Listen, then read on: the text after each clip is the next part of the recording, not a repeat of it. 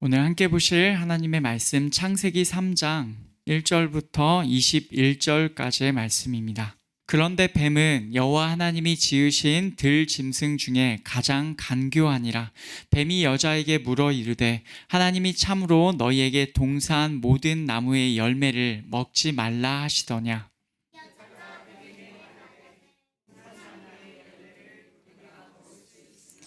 동산 중앙에 있는 나무의 열매는 하나님의 말씀에 너희는 먹지도 말고 만지지도 말라 너희가 죽을까 하노라 하셨느니라.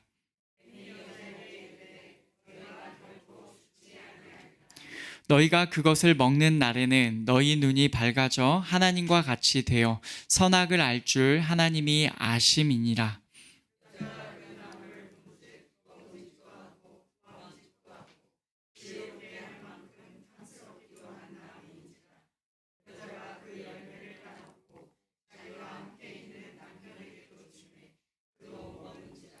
이에 그들의 눈이 밝아져 자기들이 벗은 줄을 알고 무화과 나무 잎을 엮어 치마로 삼았더라.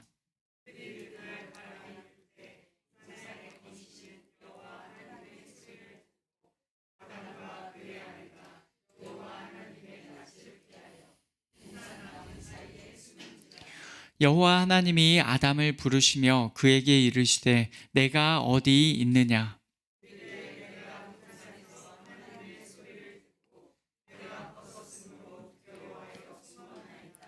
이르시되 누가 너의 벗었음을 내게 알렸느냐. 내가 내게 먹지 말라 명한 그 나무 열매를 내가 먹었느냐.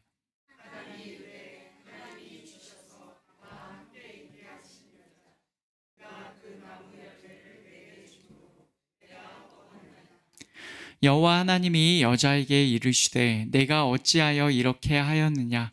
여자가 이르되 뱀이 나를 꿰므로 내가 먹었나이다.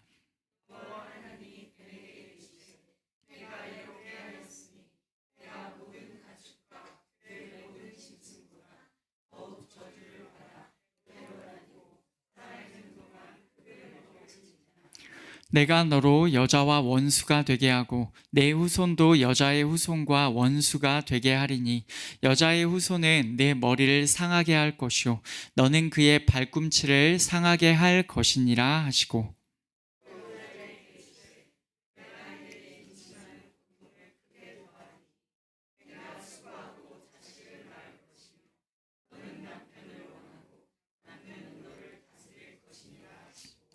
아담에게 이르시되 내가 내 아내의 말을 듣고 내가 내게 먹지 말라 한 나무의 열매를 먹었은즉 땅은 너로 말미암아 저주를 받고 너는 내 평생에 수고하여야 그 소산을 먹으리라.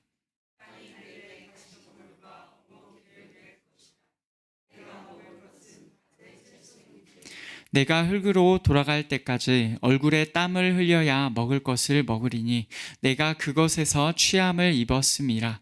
너는 흙이니 흙으로 돌아갈 것이니라 하시니라.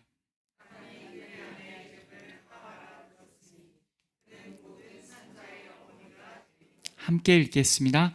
여호와 하나님이 아담과 그의 아내를 위하여 가죽옷을 지어 입히시니라. 아멘. 창세기의 처음에서 선포의 구절이 나왔었습니다. 태초에 하나님이 천지를 창조하시니라. 이것은 증명도 아니고 설득도 아니고 그저 선포입니다. 우리는 선포된 하나님의 말씀 이 진리 앞에서 믿음으로 나아갈 수 있어야 합니다. 바로 그런 자들이 구원받는 자들임을 여러분 꼭 기억하시기를 원합니다. 창세기 1장과 2장에서는 우리가 하나님의 창조와 안식 그리고 하늘과 땅의 내력 즉 탄생 기록을 보았습니다. 그 모든 내용은 하나님께서 질서와 생명으로 이 세계와 우리를 만드셨음을 보여주었습니다. 이제 오늘 말씀인 3장에서는 하나님의 이런 질서와 생명의 상태에서 남자와 여자가 추락하는 과정을 보여줍니다. 하나님의 명령에 순종하지 않아서 그들이 타락하게 되는 과정이죠. 오늘도 우리에게 주시는 하나님의 말씀에 우리의 눈과 귀와 영이 열리기를 축복합니다. 우선 오늘 말씀은 뱀의 등장으로 시작합니다. 이 뱀은 말을 하는 존재로 나오는데 단순한 동물을 넘어서는 존재다라고 하겠습니다.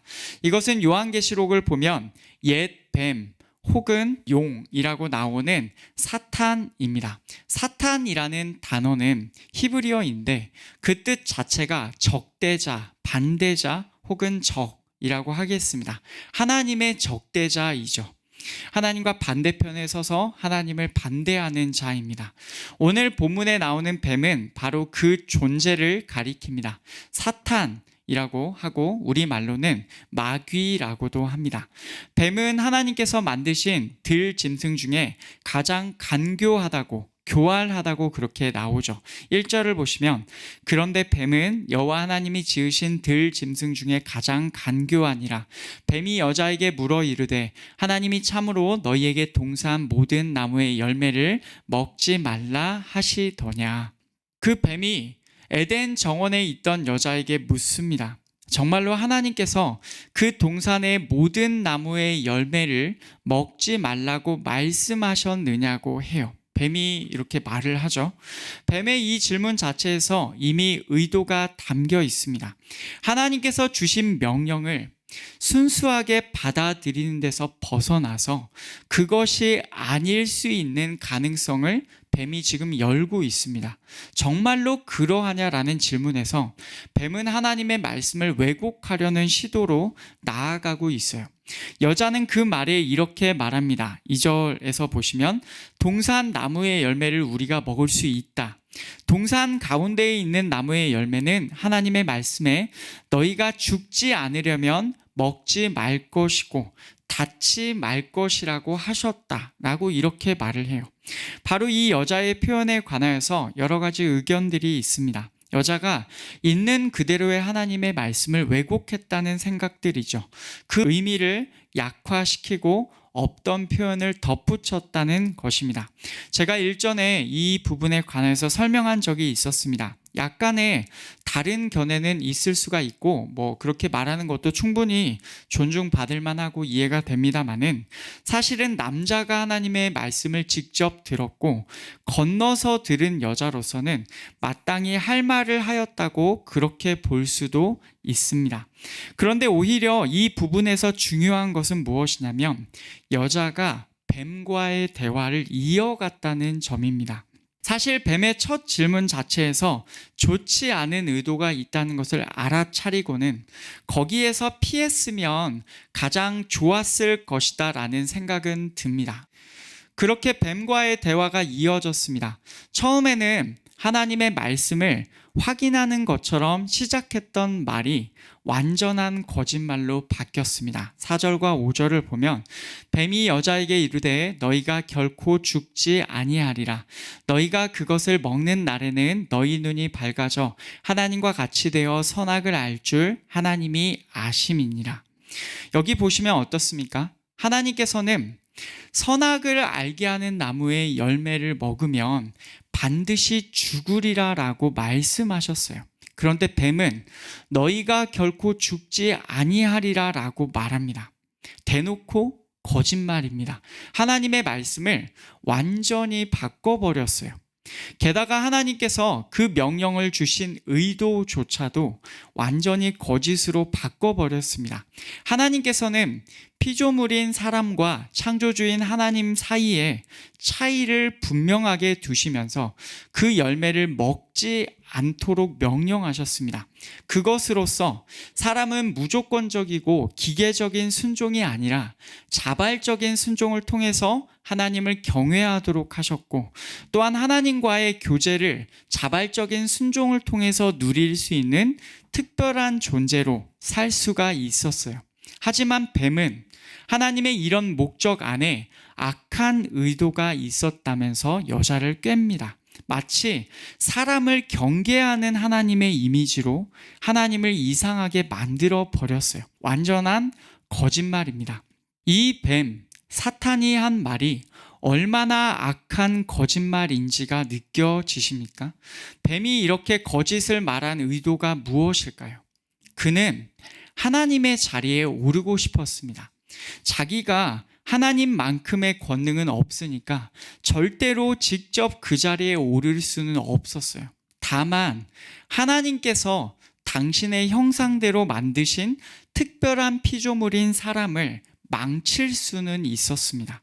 그래서 사람으로 하여금 하나님의 말씀을 따르는 것이 아니라 자기의 말, 거짓말을 따르게 만들었던 것이죠. 그렇게 사람이 하나님이 아닌 자기의 말을 따르게 해서 자기가 마치 하나님의 자리에 서려고 했던 것입니다. 봐, 이렇게 내 말을 따르잖아. 하나님 당신의 말이 아니라 이렇게 내 말을 따릅니다. 라는 것을 보여주고 싶었던 것 같아요. 얼마나 악한 존재입니까? 그리고 이 사탄이 하나님께 받을 형벌은 얼마나 크겠습니까? 이제 이 뱀의 말을 들어버린 여자의 반응이 나옵니다. 여자가 뱀의 거짓말을 듣고 어떻게 하냐면 6절과 7절을 보시면 선과 악을 알게 하는 나무를 보았습니다. 여자가 그 나무를 본즉 먹음직도 하고 보암직도 하고 지혜롭게 할 만큼 탐스럽기도 한 나무인지라. 여자가 그 열매를 따먹고 자기와 함께 있는 남편에게도 주매 그도 먹은지라. 이에 그들의 눈이 밝아져 자기들이 벗은 줄을 알고 무화과 나무 잎을 엮어 치마로 삼았더라. 뱀의 말이 그럴듯해 보였어요. 먹기에 좋고 눈에도 만족스럽고 지혜롭게 하기에 욕망도 드는, 저것을 먹으면 마치 지혜로워질 것 같은 그런 욕망이 들었습니다. 이 순간 여자에게는 하나님의 말씀이 사라졌습니다. 반드시 죽으리라. 이 말씀은 온데간데 없이 여자의 마음속에서 사라졌어요. 지금 이 여자에게는 뱀의 거짓말이 진리의 말씀처럼 꽂혀 있었던 것입니다. 결국 그 열매를 취하였고 먹었고 자기와 함께 있는 남편에게도 주었고 그가 먹었습니다. 이렇게 여자와 남자 모두가 다 하나님의 명령을 어기고 그 열매를 먹은 것입니다. 그러자 그들 둘의 눈이 열렸고 그들이 벌거벗은 것을 알았습니다. 무화과 나무 잎을 엮었고 치마를 만들었어요. 열매를 먹고 난 뒤에 여자와 남자의 반응이 말해주는 것은 이것입니다.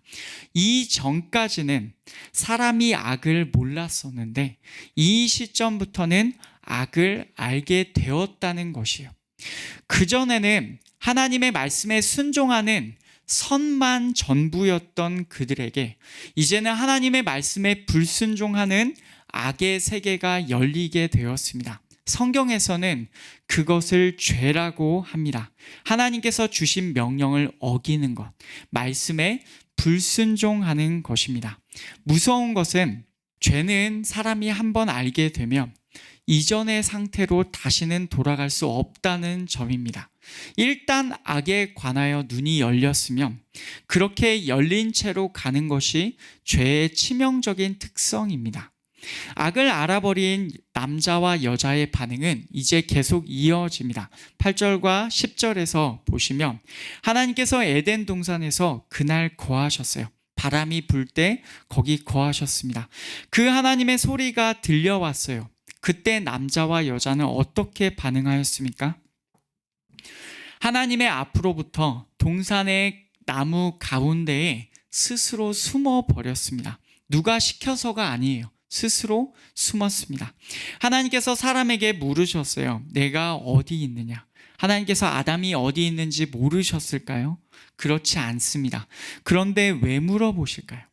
이것은 아담이 하나님께로 돌이킬 회개의 부르심입니다. 회개의 기회를 주고 계시는 거예요. 그때라도 돌이켜서 하나님 앞으로 나아와서 하나님 앞에 죄를 고백하라는 부르심입니다. 이전에는 하나님 앞에 서 있었거든요. 그런데 지금 하나님의 소리가 들림에도 하나님 앞에 나타나지 않는 겁니다. 지금 너가 달라졌다라는 것을 인식시켜 주시면서 지금 하나님 앞에 나아와서 죄를 고백하라는 회개의 부르심을 지금 하나님께서 하고 계시는 거죠. 하지만 죄를 지은 아담은, 악을 알아버린 아담은 누가 가르쳐 주지 않았는데도 숨어버렸어요. 계속 숨어 있습니다. 그리고는 말해요. 내가 동산에서 하나님의 소리를 듣고 내가 벗었으므로 두려워하여 숨었나이다. 자신이 벗은 것, 그리고 하나님이 두렵다는 것을 여기서 지금 말하고 있어요. 확실히 이전과는 다른 상태로 변했습니다. 하나님께서는 또 아담에게 물으십니다. 11절과 12절 그 내용을 보시면 아담의 벗었음을 누가 알렸느냐고, 먹지 말라 명령한 그 나무 열매를 먹었느냐고 하나님께서 물으세요. 마찬가지로 하나님께서 모르셔서 물어보실까요? 그렇지 않습니다. 하나님께서는 그래도 아담이 자신의 죄를 정직하게 고백하고 하나님께로 나아오기를 원하고 계셨어요. 그러나 아담은 이렇게 말합니다. 하나님이 주셔서 나와 함께 있게 하신 여자, 그가 그 나무 열매를 내게 주므로 내가 먹었나이다. 좋은 대답이 아닙니다.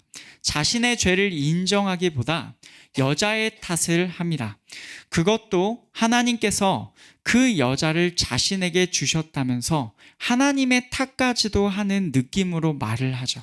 하나님께서 이번에는 여자에게 물으십니다. 13절, 내가 어찌하여 이렇게 하였느냐? 이것도 하나님께서 모르셔서 물어보시는 것이 아닙니다. 다 알고 계세요. 하나님께서는 우리가 모르는 것도 다 알고 계십니다. 그러나 남자와 여자의 입에서 죄를 인정하고 돌이키는 말이 나오기를 아직도 원하고 계셨을 것입니다. 하지만 여자도 탓을 합니다. 뱀이 나를 꿰므로 내가 먹었나이다. 뱀이 자신을 속였다고 하면서 그래서 먹었다고 해요. 이 내용을 보면 한 번 악을 알게 된 남자와 여자가 어떻게 되는지를 알 수가 있습니다. 누가 가르쳐 준 것이 아닌데도 하나님 앞에서 숨고 하나님을 두려워하고 하나님 앞에서 계속해서 변명만 늘어놓고 있습니다. 죄를 알게 된 사람의 본성이 회피와 변명을 보인다는 점, 그리고 하나님의 시선을 두려워한다는 점, 우리는 이것을 알 수가 있어요.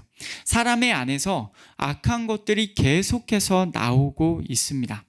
이제 14절부터는 남자와 여자의 말을 들으신 하나님께서 심판을 선포하시는 내용이 나옵니다. 그 순서는 뱀, 여자, 남자 순서이고 하나님께서는 뱀에게는 말을 들어보는 기회조차도 주지 않으셨습니다.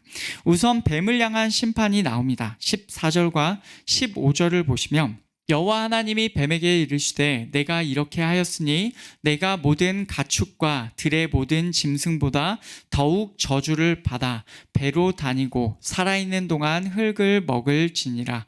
내가 너로 여자와 원수가 되게 하고 내 후손도 여자의 후손과 원수가 되게 하리니 여자의 후손은 내 머리를 상하게 할 것이요 너는 그의 발꿈치를 상하게 할 것이니라 하시고. 아멘.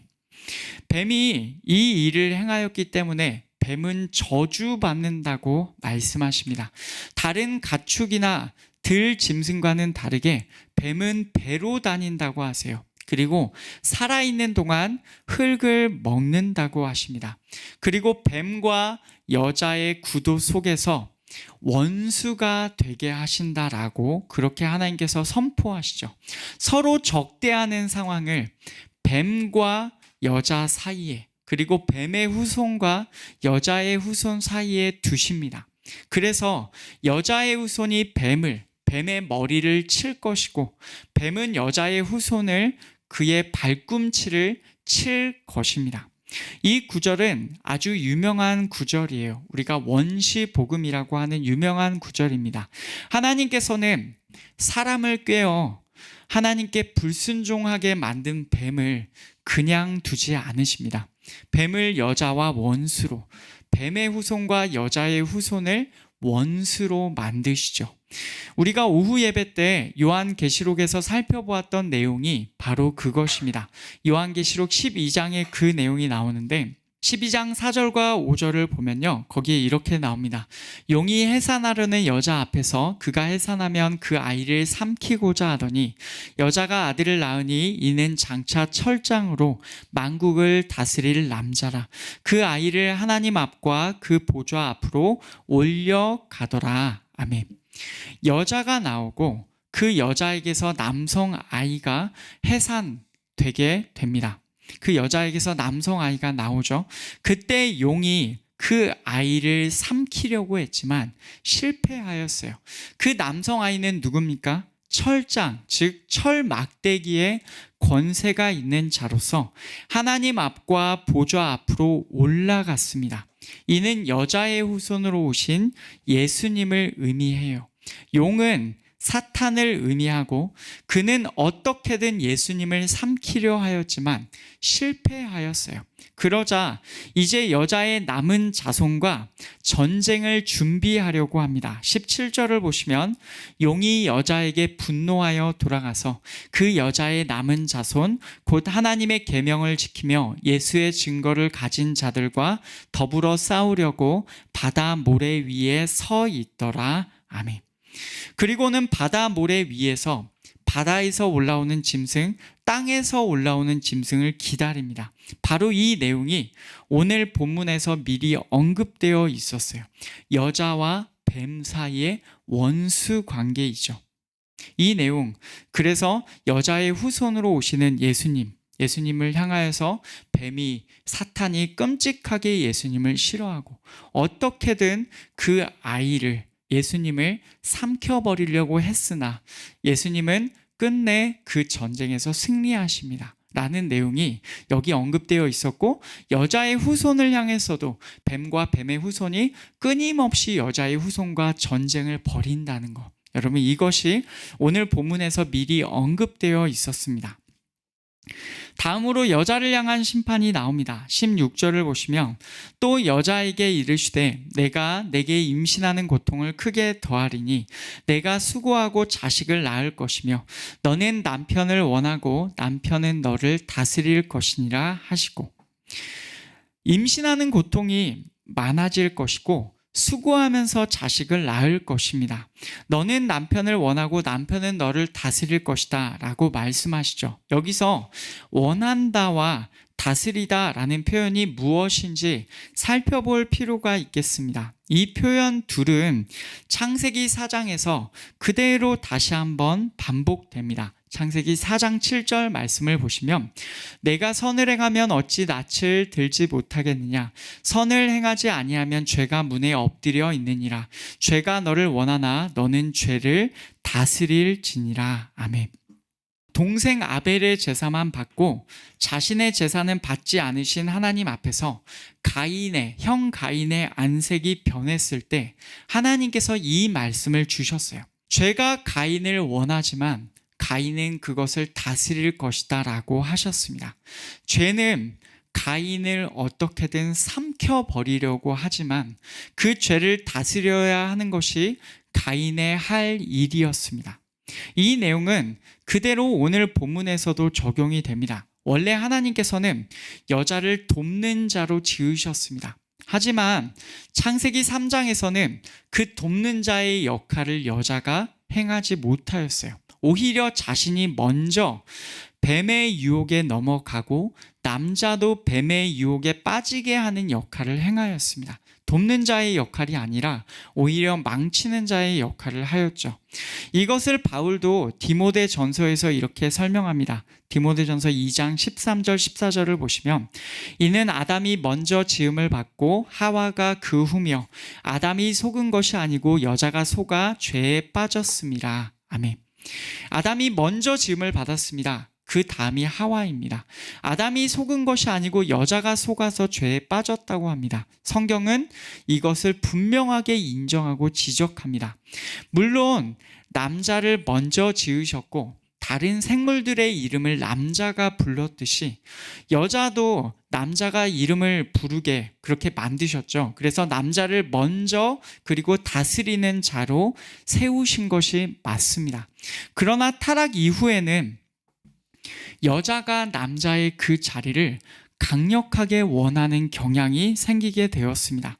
남자의 자리를 어떻게든 삼켜 버리려고 하는 것. 하지만 하나님의 질서는 남편을 통해서 아내에게로 흘러가게 하는 것. 이것이 여자에게 허락된, 아내에게 허락된 심판의 내용이라고 하겠습니다. 마지막으로 남자를 향한 심판이 나옵니다. 남자는 하나님의 말씀을 직접 들었던 자였지만 결정적인 순간에는 여자의 말을 들었습니다. 그래서 열매를 먹었죠. 하나님께서는 아담 때문에 땅이 저주받는다라고 말씀하십니다. 땅이 저주를 받는다는 것. 이것이 의미하는 바는 땅이 주는 혜택이 아담에게로 거저 돌아오지 않는다는 것입니다. 평생에 수고하여야 그 소산을 먹을 수가 있어요. 땅은 가시, 덤불과 엉겅퀴를 내는데 사람들은 그것들을 먹는 게 아니라 들판의 채소를 먹어야 합니다. 그러니 땀을 흘리고 수고를 하여야 가시덤불과 엉겅퀴를 피해서 채소가 나게끔 일궈야 사람들이 먹을 것을 먹을 수가 있게 되는 것이죠. 에덴 동산에 모든 열매를 먹을 수 있었던 그 전의 때와는 완전하게 달라졌습니다. 그리고 아담이 흙으로 돌아간다는, 죽음이 기다리고 있다는 내용이 여기에서 선포가 되었습니다. 아담은 생명나무의 열매를 먹은 것이 아니라 선악을 알게 하는 나무의 열매를 먹었습니다. 그 결과 뒤에서 나오겠지만 생명나무의 열매로의 접근이 이제는 불가능하게 되었고 그는 죽음을 맞이해야 하는 존재가 되었습니다. 이제 본문에 남은 부분은 약간의 뒷이야기 같은 내용입니다. 아담이 그의 아내의 이름을 하와라 불렀으니 그는 모든 산자의 어머니가 됨이더라. 여호와 하나님이 아담과 그의 아내를 위하여 가죽옷을 지어 입히시니라. 아멘. 아담이 그의 아내의 이름을 하와라고 불렀습니다. 이것은 생명이라는 뜻으로 볼 수가 있습니다. 이것을 영어로는 이브라고 합니다. 하와는 모든 산자의 어머니가 되었다고, 모든 살아있는 자는 아담과 하와에게서 태어났다고 오늘 본문에서 분명히 밝히고 있습니다. 하나님께서는 아담과 그의 아내를 위하여 가죽옷을 만드셨고 입히셨어요. 이것이 오늘 본문의 내용입니다. 뱀은 거짓말로 여자를 꿰었습니다. 뱀과 대화를 나눈 여자는 그 거짓말에 속아서 하나님의 말씀을 버리고 뱀의 말을 따르며 죄를 지었습니다. 남편인 남자도 죄를 짓도록 여자가 만들었어요. 죄를 지은 이후에 남자와 여자는 그들을 찾으시는 하나님 앞에 회피와 변명으로 반응하였습니다. 결국 하나님께서는 뱀, 여자, 남자 순으로 심판을 행하셨어요. 뱀과 땅이 저주받았고 모두가 하나님 앞에서 지은 죄의 결과로 심판을 받았습니다. 그렇지만 아담과 하와에게서 모든 살아있는 자들이 태어났고 하나님께서는 가죽옷을 입히셨습니다. 여기 오늘 말씀에서 가장 부각되는 부분이 여러분 어떤 부분이라고 생각하십니까? 그것은 바로 죄입니다. 죄란 무엇입니까? 이 본문에서 여자와 남자가 행한 것이 바로 죄예요. 하나님의 말씀을 따르지 않고 뱀의 말을 따른 것이죠. 진리를 버리고 거짓말을 좇아서 간 것이 죄입니다. 하나님의 왕되심을 버리고 사탄의 왕됨을 따른 것이 죄입니다. 그 죄의 결과는 무엇입니까? 원래는 질서와 생명이 있던 하나님의 창조 세계에 이제는 반역과 죽음이 있게 되었습니다. 반드시 죽으리라 라고 말씀하신 하나님의 말씀은 그대로 이루어졌습니다. 생명나무 열매에 접근할 수가 없어서 사람은 육체적인 죽음을 맞이하게 되었습니다.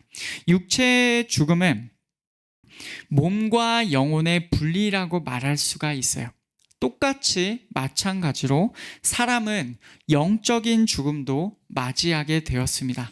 그들이 죄를 지었을 때 그들의 영혼은 하나님과 친밀한 사이로부터 분리되었습니다. 더 이상 하나님을 원하지 않았고 하나님 앞으로부터 스스로 숨은 것입니다. 여러분, 이것이 죽음이에요. 영원한 생명도 얻지 못하고 하나님께로부터, 생명이신 하나님께로부터 분리된 것이 죽음입니다. 왜 이런 어이없는 선택을 하였을까요? 여러분, 그 답을 뭐라고 하시겠습니까? 뱀의 말을 들은 자리에서, 하나님의 말씀을 버린 자리에서 시작하였어요. 여러분, 우리는 이 원리를 꼭 기억해야 합니다. 하나님의 말씀이 없는 곳은요, 하나님의 말씀을 버린 곳은 반역의 자리이자 죽음의 자리입니다. 우리는 하나님의 말씀을 진리로 받고 그 진리 안에서 생명과 질서 안에서 걸어갈 수 있어야 합니다. 우리는 창조주이신 하나님의 피조물입니다. 원래 조금도 그분 앞에서 벗어나면 안 되던 자들이었습니다. 하지만 그분의 말씀, 그분의 명령을 버렸을 때 사람은 죄를 알게 되었습니다. 한 번 알게 된 죄는 절대로 되돌릴 수가 없습니다. 그렇게 우리 모두는 최초의 남자와 여자, 아담과 하와의 후손으로 태어났어요. 우리는 나면서부터 죄 가운데서 태어나고 죄를 안 채로 태어나고 여전히 그 죄의 문제로 씨름합니다. 그리고 누구도 스스로의 힘으로 이 죄의 문제를, 심판의 문제를 해결할 수가 없습니다. 로마서 5장 말씀이 이 모든 상황을 잘 보여줍니다. 우리 한 목소리로 읽겠습니다. 그러므로 한 사람으로 말미암아 죄가 세상에 들어오고 죄로 말미암아 사망이 들어왔나니 이와 같이 모든 사람이 죄를 지었으므로 사망이 모든 사람에게 이르렀느니라. 아멘. 한 사람으로 말미암아 죄가 세상에 들어왔습니다. 모든 사람이 죄를 지었어요. 그래서 죄로 인한 사망이 모든 사람에게 이르렀습니다. 여러분, 이것이 우리의 현실입니다. 그렇지만 하나님께서는 여전히 은혜를 베푸십니다. 실제로 오늘 본문에서 여러 번 하나님께서 은혜를 베푸신 내용이 나와요. 첫째로 남자와 여자가 그 열매를 먹어서 죄를 지었을 때 그 즉시 육체의 생명을 없애시지는 않았습니다. 그리고 에덴 동산에서 거니시면서 하나님의 소리를 들려주시고 사람이 돌이킬 수 있는 기회를 주셨어요. 게다가 하나님께서는 뱀을 여자와 원수 관계로 두시고 뱀의 패배를 선언하셨습니다. 오늘 말씀 15절을 보시면 여자의 후손과 관련된 내용이죠. 여자의 후손이 뱀의 머리를 칠 것이고 뱀은 여자의 후손의 발꿈치를 칠 것입니다. 머리와 발꿈치가 서로 이렇게 비교되어서 나오는데 당연히 발꿈치보다는 머리에 타격을 입은 것이 훨씬 더 큰 일입니다. 여러분, 이것은 여자의 후손으로 오신 예수님, 그 예수님을 의미하는 말씀이라고 말할 수 있습니다. 마태복음 1장에서 이렇게 말씀합니다. 아들을 낳으리니 이름을 예수라 하라. 이는 그가 자기 백성을 그들의 죄에서 구원할 자이심이라 하니라. 보라, 처녀가 잉태하여 아들을 낳을 것이요 그의 이름은 임마누엘이라 하리라 하셨으니 이를 번역한즉 하나님이 우리와 함께 계시다 함이라. 아멘. 하나님의 아들 예수께서 이 땅에 오실 때 처녀에게서, 여자에게서 나셨어요. 이 말이 보여주는 것은 여자의 후손으로 오셨다는 말입니다. 이 여자의 후손 예수를 사탄은 십자가에 못 박으려고 하였고 그렇게 되었습니다. 그러나 예수께서 그 죽음의 자리에서 머물러 계시지 않았습니다. 부활하셨지요. 여자의 후손은 비유해 보면 발꿈치 정도의 타격을 입었지만 사탄은 예수님의 부활로 완전히 패배하여 머리에 타격을 입은 정도의, 그 정도의 타격을 입었습니다. 앞으로 진행될 이 복음의 내용이 이미 창세기 3장에 오늘 말씀에 들어있는 것이, 그것이 바로 하나님의 은혜입니다. 하나님께서는 사람의 구원 계획을 이미 가지고 계셨고 역사 가운데에 그대로 진행해 가셨다는 것. 여러분, 이것이 하나님의 은혜인 줄로 믿으시기를 원합니다. 마지막으로 하나님께서는 사람을 위하여 가죽옷을 만들어 입히셨어요.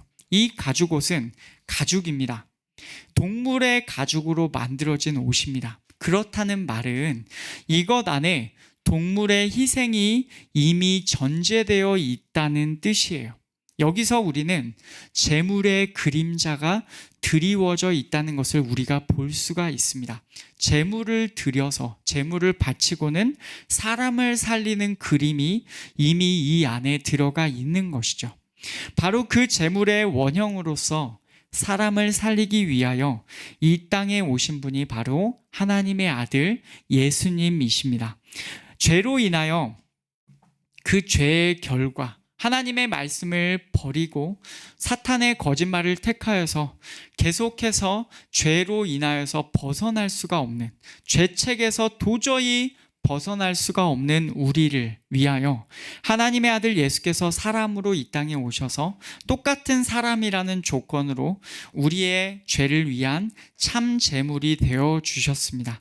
여자의 후손이신 그 예수께서 십자가에서 고난을 받으시러 예루살렘 안으로 들어가심을 기념하는 날이 바로 오늘 종려주일입니다. 이날에 예수께서 예루살렘 안으로 들어가심은 예루살렘 안에서 십자가에 달려 돌아가심으로써 우리의 죄를 대신 해결해 주시기 위함이에요. 여러분, 그 예수님 안에 우리의 생명이 있습니다. 그 예수께서 나의 죄를 위하여 고난 받으셨음을 기억하면서 이번 주 예수님께서 고난 받으신 날들을 기념하는 고난 주간을 보내기를 원합니다. 특별히 하나님의 말씀을 왜곡하여서 내 생각, 비진리, 거짓말로 바꾸는 우리의 죄를 회개하기를 원합니다. 여러분, 이것이 사람의 본질적인 죄예요. 하나님의 말씀 대신 거짓말을 선택하는 것입니다. 우리의 힘으로는 도저히 여기에서 벗어날 수가 없습니다. 여러분, 그것이 사람이 처한 현실의 상황입니다.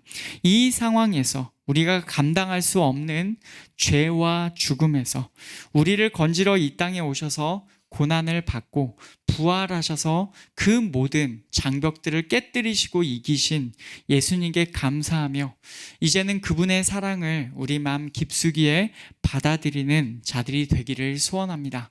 말씀을 맺겠습니다. 창세기 3장에서는 죄가 있었고 그 결과 죽음이 있었지만 그와 동시에 하나님의 은혜가 함께 있었습니다. 우리의 죄를 위하여 이 땅에 오신 예수님을 기억하고 그분을 환영하기를 원합니다. 그리고 그분의 사랑 안에서 이번 한 주를 또 살아가는 우리가 되기를 원합니다. 특별히 한 주간 사시면서 예수님의 이 나를 위한 사랑을 얼마나 내가 받아들이고 있는지를 묵상하시며 살아가시기를 축복합니다. 하나님의 말씀을 사랑하며 내 생각, 비진리, 거짓말을 버리고 오직 말씀을 선택하는 이 말씀에 기록된 대로 하나님께서 나를 이렇게 사랑하신다. 그리고 이제 나는 하나님의 말씀 안에서 이제는 어린 양 예수님을 따라서 그 말씀 그대로 살아가야 하는 존재다라는 사실을 깨닫는, 그 말씀을 선택하는 삶을 사시는 저와 여러분 모두가 되시기를 축복합니다.